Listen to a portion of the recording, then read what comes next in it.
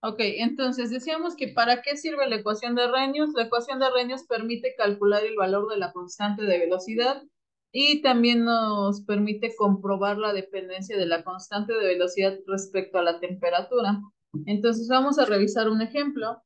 Dice que debemos, bueno, también además de eso, nada más permítanme, déjenme mover esto. Además de eso, por la forma en la que está expresada la ecuación de Arrhenius, esta es la ecuación de Arrhenius, por la forma en que está expresada, también se puede utilizar para calcular cualquiera de las variables que ahí se encuentren. Por lo general, ¿cuál es la variable que nos interesa? La energía de activación. O sea, también a partir de la ecuación de Arrhenius podemos calcular el valor de la energía de activación. La ecuación de Arrhenius nos dice que la constante de velocidad está en función de la temperatura y es igual al factor por exponencial o de frecuencia de colisiones por el exponencial de menos la energía de activación entre la constante de gas ideal por la temperatura de reacción. En donde recordemos que la temperatura siempre debe de estar en Kelvin. La energía de activación y la constante de gas ideal deberán de estar en unidades congruentes. Es decir, podrá estar en calorías o kilocalorías sobre mol y en joules o kilojoules sobre mol. Cualquiera de esas dos unidades pues son recíprocas y congruentes. Aquí el único detalle es que si la energía de activación la queremos o la tenemos en joules, la constante de gas ideal también deberá de ser en joules. Si la energía de activación la tenemos en caloría, pues también la constante de gas deberá de ser en calorías. Y la temperatura esa siempre será en Kelvin. Entonces, la primera aplicación de la ecuación de Arrhenius que vamos a utilizar es para calcular el valor de la energía de activación. Por lo tanto, necesitamos partir de datos experimentales. Entonces dice que hay que calcular la energía de activación de la reacción de descomposición de cloruro de benceno y azonio para obtener clorobenceno y nitrógeno. La reacción aquí está. Y como les he mencionado, yo les recomiendo que siempre escriban su ecuación en su forma general. Esta reacción, pues se puede convertir a esto, ¿no? Es una reacción de descomposición en donde A me da B más C. Considerando mi reacción, ¿cómo quedaría la velocidad de reacción? Bueno, pues la velocidad de reacción es igual a la velocidad de reacción, que se denota como menos RA, es igual a la constante de velocidad por la concentración final de los reactivos. En este caso solo hay un reactivo, por lo tanto así quedaría.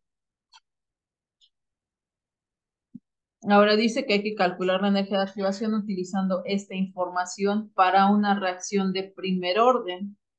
Aquí ya nos dice que es una reacción de primer orden, por lo tanto, aquí alfa vale 1, por eso es que ya no está escrito alfa. Ahora, entonces nosotros necesitamos escribir la ecuación de Arrhenius de una forma en donde yo pueda despejar la energía de activación.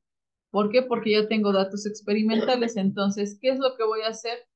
Necesito linealizar mi ecuación de Arrhenius. Es decir, esta es la ecuación, necesito reacomodarla de forma que quede así, como la ecuación de un gráfico. Entonces necesito reacomodar. ¿Qué es lo único que tengo que hacer? Recordemos que la energía de activación es mi incógnita, por lo tanto necesito quitarle el exponencial. ¿Cuál es la operación inversa de exponencial? Logaritmo natural. Entonces, ¿qué es lo que hago? Aplico logaritmo natural a toda, ay, perdón, a toda la ecuación y ahí está. Queda esto. Ahora, tenemos de este lado energía de activación entre constante de gas ideal por temperatura y eso es igual a esta multiplicación. Entonces, ¿qué es lo que yo estoy haciendo? Solo estoy separando términos para que pueda obtenerlo en el acomodo que yo lo quería. Miren. Mm, Hasta aquí ya se asemeja. Y es el logaritmo natural de la constante de velocidad. B es el logaritmo natural del factor de frecuencia de colisiones. M es menos la energía de activación entre la constante de gas ideal y X es el inverso de la temperatura. ¿Por qué creen que X sea el inverso de la temperatura? Recuerden que esto lo vamos a graficar. ¿Por qué tomamos a X como el inverso de la temperatura y no como la energía de activación entre la constante de gasidad?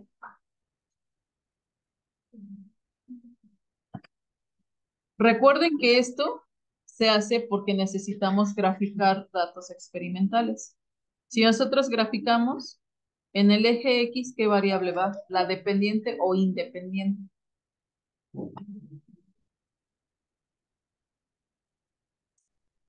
X siempre que representa variable dependiente o independiente. Independiente. Y es la variable dependiente y está en función o depende de X. Entonces, en este caso, ¿cuál es la variable independiente? La temperatura, porque nosotros podemos definir o establecer la temperatura de reacción. Por eso es que esto es X y esto es M. Para que quede más claro, solo se reacomoda. Vean, de aquí a acá solo estoy reacomodando.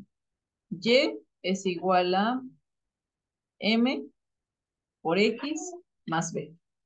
Ya está ahí nuestra ecuación, entonces ahora como ya tenemos datos experimentales y ya tengo mi ecuación, regreso del lado izquierdo de la hoja para ver mis datos experimentales. Yo tengo datos experimentales de constante de velocidad y de temperatura de reacción. Entonces, ¿qué es lo que voy a hacer? Yo ya sé que Y es el logaritmo natural de la constante de velocidad. Entonces, debo de hacer una tabla en donde yo tenga X y yo tenga Y para poder graficar. Hago el cálculo de y dice que Y es igual al logaritmo natural de K. Ahí está. Hago el cálculo para todos. Y X es el inverso de la temperatura. Ahí está, es 1 entre la temperatura. Hago lo mismo para todos y de esa forma ya tengo los datos necesarios para graficar. De ahí yo selecciono mis datos y, e inserto un gráfico de dispersión con líneas suavizadas. Y ahí está. ¿Cuál es el siguiente paso? Debo de agregar una línea de tendencia, debo de agregar la ecuación en el gráfico y el valor de R cuadrado. ¿Qué me representa R cuadrada? La exactitud o la similitud entre los datos y mi línea de tendencia, es decir, tienen un muy buen comportamiento lineal. Ahora, el enunciado decía que yo necesito calcular la energía de activación y de acuerdo a mi gráfica, la energía de activación está en M, ¿no? M es igual a energía de activación entre constante de los gases. Y yo ya conozco aquí su valor. Al obtener la ecuación del gráfico, yo ya conozco su valor. R la conozco, sí, porque ya es un valor establecido. Entonces, al despejar, yo puedo conocer la energía de activación. Aquí la voy a borrar porque ya está aquí abajito. Pero vean, tiene los mismos resultados. Ya tengo la ecuación del gráfico, ya tengo los valores. Entonces, ¿qué es lo que hago? Pues yo escribo el valor de M. Y M, observen, M aquí tiene un signo negativo. Entonces, M es igual a menos 14.612. B, de acuerdo también aquí el gráfico, es 38.925. Y R, pues es un valor ya establecido y es 8.314 expresado en Joule sobre mol por Kelvin. Yo necesito calcular energía de activación y la energía de activación está en M. Entonces, M es igual a menos la energía de activación entre R. Por lo tanto, la energía de activación es igual a menos la pendiente por la constante de los gases. ¿Ya vieron? Aquí hay un menos que con este menos de M se convierte a positivo. Y ahí está la energía de activación. Ahí, ojo, la energía de activación puede ser positiva o negativa de acuerdo a la reacción. ¿Por qué? Porque podemos tener reacciones endotérmicas y exotérmicas. Entonces, energía de activación puede ser positiva o negativa. Ahí está el valor. Aquí a lo mejor se ve muy grande, pero por lo general la energía de activación se expresa en kilocaloría y en kilojoules. Entonces, ¿qué es lo que hay que hacer? Solo hay que convertirlo a kilojoules. Y ese sería el valor de nuestra energía de activación. Hasta ahí ya respondimos lo que se solicitaba. Ahora, este es el método gráfico. Ah, bueno, si queremos también conocer el factor de frecuencia de colisiones, Eso se encuentra en B. Vean, B es igual al logaritmo natural del factor de frecuencia de colisiones. Entonces, ¿qué es lo que hacemos? Pues solo aplicamos la operación matemática inversa, que es el exponencial, y de esa forma obtenemos el factor de frecuencia de colisiones. Ahí está. Em, las unidades del factor de frecuencia de colisiones es segundos a la -1 porque son, bueno, son las unidades que necesitamos para que haya congruencia. Además de eso, el factor de frecuencia de colisiones siempre tiene unidades de, ay, ¿cómo se llaman esas? O sea, sí son segundos a la -1, pero son unidades de frecuencia. Ahora, repito, ese es el método gráfico. Pero ¿y si yo no quiero graficar? O sea, si se dan cuenta, si yo cambio algún dato de mi tabla, bueno, si yo cambio algún dato de esta otra tabla se va a actualizar, ¿cierto? Por lo tanto, el gráfico se actualiza. Actualiza aquí este número, pero manualmente yo tendría que introducir este número a esta celda y este otro número a esta otra celda, ¿cierto? Y si no quiero hacerlo, bueno, pues como estoy trabajando en Excel, Excel ya puede hacer eso. Vean. Entonces, lo que revisamos primero y lo que ya se había revisado también en el parcial pasado es parte de los métodos gráficos, pero también hay métodos analíticos. Y esos métodos analíticos, Excel puede calcular de todo. Entonces, ¿qué representa M aquí? La pendiente. Entonces yo le digo a Excel que yo necesito que me calcule la pendiente de esta serie de datos. Y me calcula el valor de la pendiente, vean. Aquí la pendiente es 14.612 y aquí 14.611.68. ¿Qué quiere decir? Gráficamente lo redondeo. Y aquí está con decimales. Ahora si quiero, bueno, aquí, ¿qué es B? Es la ordenada de origen. Por lo tanto, aquí yo le digo que me diga esta serie de datos en donde tiene la intersección con el eje, porque eso es exactamente lo mismo que la ordenada de origen. Le doy la serie de datos y ahí está. Vean, aquí es 38.925, 38.924.5. O sea, gráficamente lo redondea, incluso tiene más exactitud esto. Agrego la constante de los gases y hago el mismo procedimiento.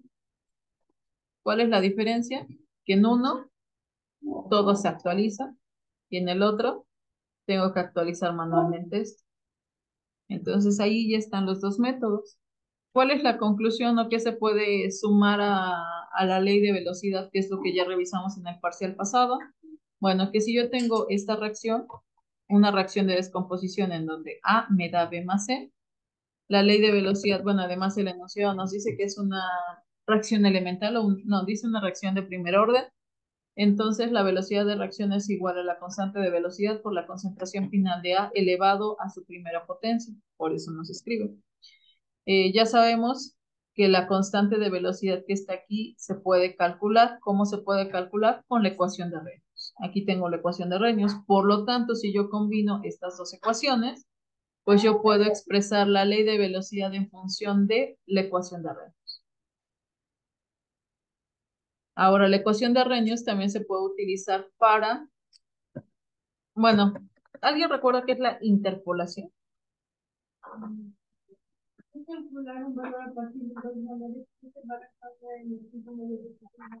Ajá, ¿y qué es la extrapolación? Calcular también el valor de, bueno, obtener el resultado de algún valor que se salga de nuestra serie de datos. Por eso es extrapolación, porque se toman como referencia dos datos, pero el dato que deseamos conocer está fuera de esa serie de datos. Eso es extrapolación. Interpolación es que el valor que deseamos calcular está dentro de los dos valores de referencia. Y extrapolación es que está fuera de esos dos valores de referencia, pero también se puede aproximar. Básicamente, la ecuación de Arrhenius es interpolar la constante de velocidad. O sea, en palabras muy, muy sencillas para que se les quede más fácil qué es lo que puede hacer la ecuación de Reynolds, nos permite calcular la energía de activación y el factor de frecuencia de colisiones cuando ya tenemos datos experimentales para la constante de velocidad a diferentes temperaturas, claro. Pero también se puede reacomodar y este es otro reacomodo que podemos encontrar.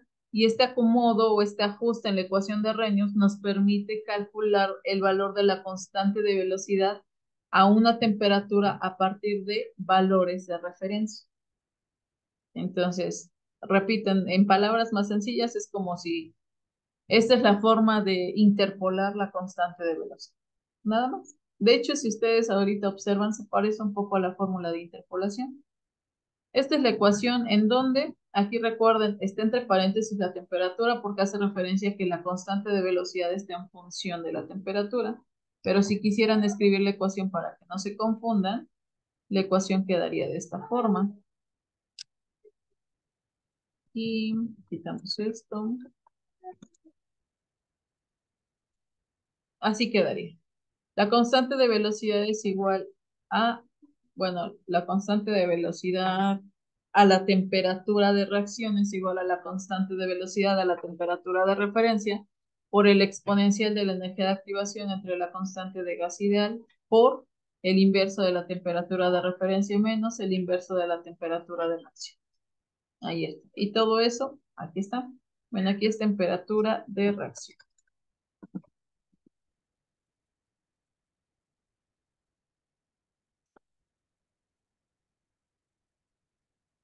Entonces, aquí, ¿qué es lo que vamos a hacer? Pues vamos a hacer, vamos a calcular alguno de los valores. Aquí, cuando se tiene una serie de datos, ¿qué datos se recomienda tomar?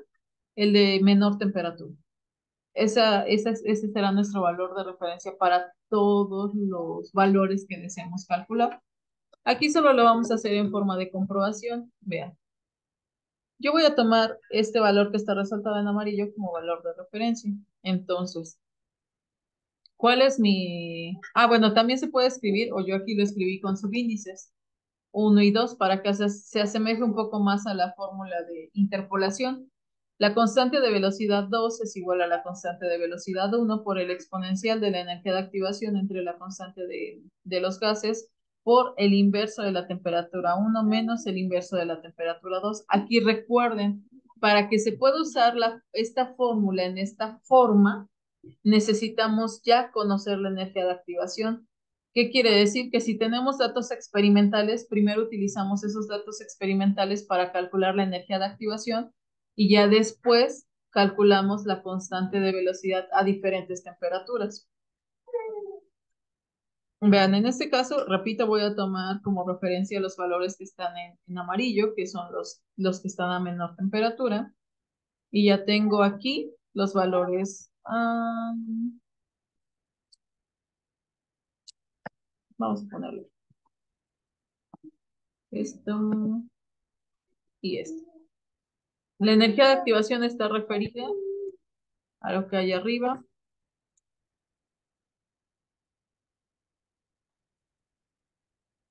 Es que aquí algo más había y lo oculté.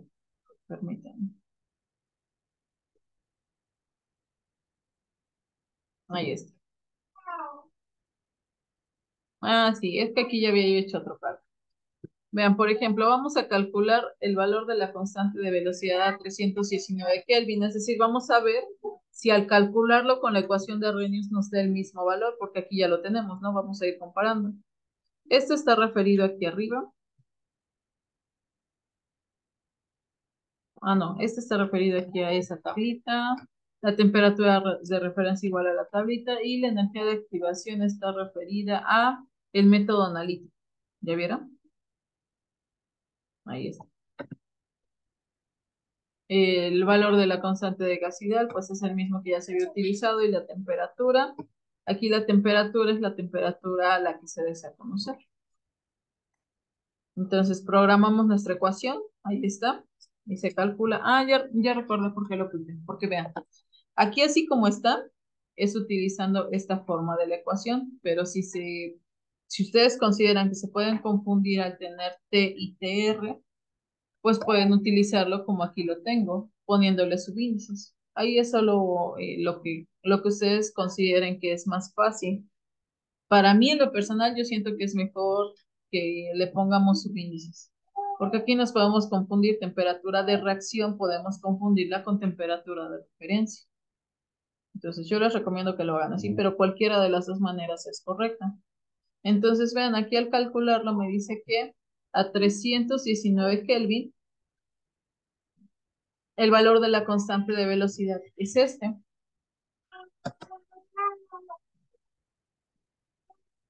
Entonces, vean, se parece. ¿Estos dos valores se parecen? Sí, es prácticamente el mismo. Entonces, la ecuación de Arrhenius sí me permite calcular y me da resultados prácticamente idénticos. Vean ahora, por ejemplo, si yo quiero calcularlo a 323, y también ustedes ya lo vieron, ¿cuál es la ventaja de usar hojas de cálculo? Solo cambio el valor y me da el resultado. Ahora quiero conocerlo a la siguiente temperatura.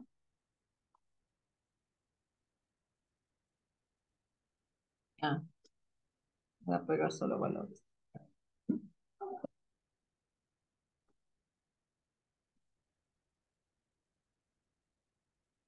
Y ya está. Si lo reducimos, a ver, aquí hay 5 decimales, 4 y 5 decimales. Reducimos los decimales. Ahí está. ¿Nos dio lo mismo? Sí. Bueno, si se dan cuenta, conforme va alejándose la temperatura, pues va cambiando, ¿no? La exactitud. Pero sí representa muy bien eh, el valor de la constante de velocidad. Los datos que están aquí en la tabla son datos experimentales. Estos son datos teóricos. Entonces, ¿lo representa? Sí, sí, lo representa muy bien. Puede darnos una idea de cómo se va a comportar la constante de velocidad a diferentes temperaturas. ¿Por qué nos interesa saber esto? Porque antes de llevar a la realidad una reacción hay que hacer un estudio teórico.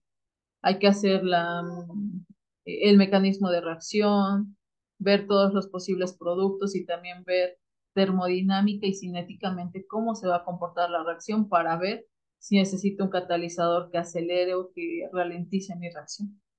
Entonces, por eso es importante saber todo esto. ¿Hasta aquí alguna duda? ¿Pregunta? Ahora, cómo se comporta la constante de equilibrio y la constante de velocidad respecto al tipo de reacción? En reacciones exotérmicas, cuando la temperatura se incrementa, la constante reduce su valor.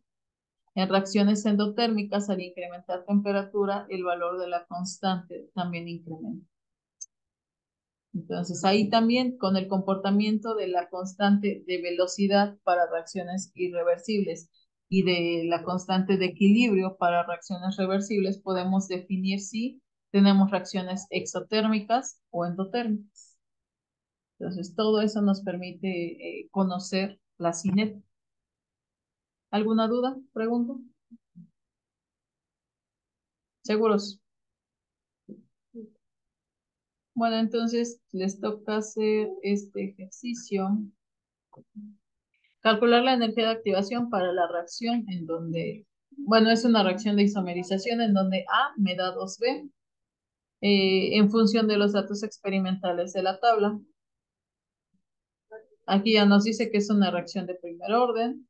Entonces, pues hay que hacer todo lo que acabamos de revisar. Yo les recomiendo que programen ambos métodos, tanto el analítico como el gráfico, porque en el gráfico, como ya vimos, hay que ir actualizando. En el analítico, solo actualizo mi tabla de datos y ya está. ¿Alguna duda? ¿Pregunta? ¿No puede mandar la